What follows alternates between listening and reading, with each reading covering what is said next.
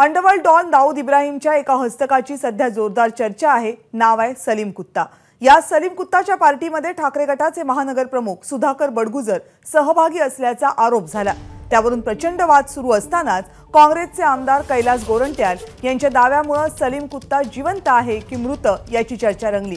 1998 मध्ये सलीम कुत्ताची रुग्णालयामध्ये हत्या झाल्याचा दावा गोरंट्याल यांनी केला, पण पोलीस रेकॉर्डनुसार 1998 मध्ये मारला गेलेल्या व्यक्तीचे नाव सलीम कुत्ता नाही तर सलीम कुर्ला आहे।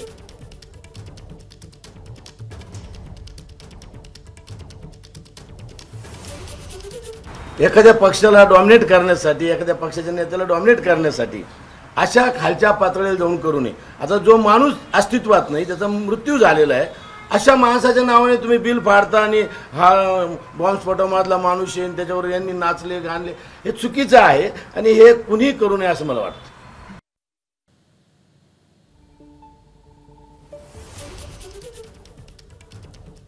सुधाकर बडगुजर यांचा हा व्हिडिओ आहे, जो व्हिडिओ व्हायरल झाला आणि त्यानंतर सुधाकर बडगुजर यांच्यावर आरोप करण्यात आले। याला उत्तर देताना राष्ट्रवादी काँग्रेसचे आमदार एकनाथ खडसे यांनी जळगावचे नेते आणि महाराष्ट्राचे मंत्री गिरीश महाजन यांच्यावर आरोप केले आणि हा सगळा आरोप प्रत्यारोपांचा खेळ सुरू असताना दुसरीकडे कैलास गोरंट्याल यांनी मात्र सलीम कुत्ता हा 1998 मध्ये मारला गेला असल्याचं वक्तव्य केलं आणि त्यावरून आता एक आणखीच नवा वाद सुरू झालाय।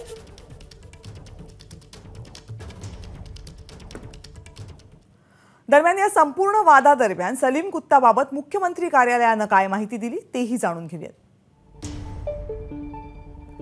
मुख्यमंत्री कार्यालयाचं म्हणणं आहे की 1993च्या साखळी स्फोटाचा आरोपी सलीम कुत्ता याला जन्मठेपेची शिक्षा सुनावण्यात आली।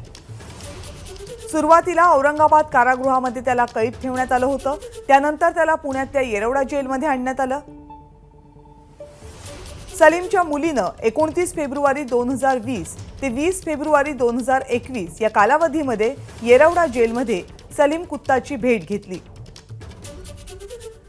जावयानं सुद्धा 29 फेब्रुवारी 2020 ला सलीम कुत्ताची भेट घेतली। 12 एप्रिल 2010 ते 27 एप्रिल 2010 या कालावधीमध्ये सलीम कुत्ता हा पॅरोलवर बाहेर आला होता। 1 सप्टेंबर 2010 ते 30 सप्टेंबर 2010 या महिनाभराच्या कालावधीमध्ये सुद्धा सलीम कुत्ताची पॅरोलवर सुटका झाली होती। याशिवाय 18 जून 2011 ते 18 जुलै 2011 याही कालावधीमध्ये सलीम कुत्ता याला पॅरोल मंजूर करण्यात आला होता।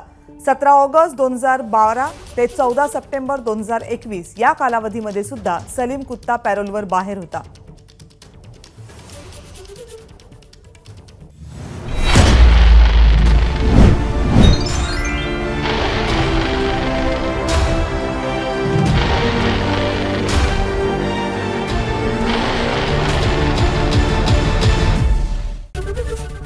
एबीपी माझा, उघडा डोळे बघा नीट।